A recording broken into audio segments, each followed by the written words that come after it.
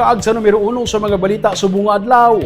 Safety stickers ang ginpatapik na sa mga traditional jeepney nga napay dalom na sa consolidation. May report si Nico Delfin. Nag-ida sa mga traditional jeepney units sa Bacolod City Government Center Kaina, agod lang mapanapikan sa mga safety stickers gikan sa Bacolod Traffic and Transportation Management Department. Ginsiling ni Bitaw Head Patrick Lacson nga libre ang mga stickers nga magapamatuod nga rehistrado kag insured ang mga nagabiyahe nga mga traditional jeepney sa Bacolod. Kung may violation ka, bisan ano pa nga sticker, bisan may mayor's permit ka pa, kung may violation, kadakpon ka gidya sa BTTMD. So hindi na iya doesn't mean kung may sticker, di ka pagdakpon. Ang sticker niya parang sa pasahero.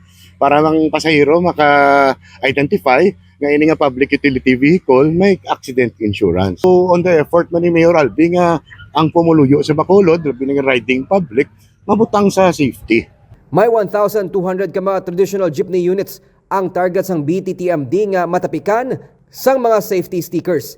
Ginsiling ni Asenso Bacolod Cooperative Chairman June Asis, luyag nila nga madula ang kabalaka sa mga pasahero sa tion nga nagabiyahe ang mga traditional jeepney sa syudad.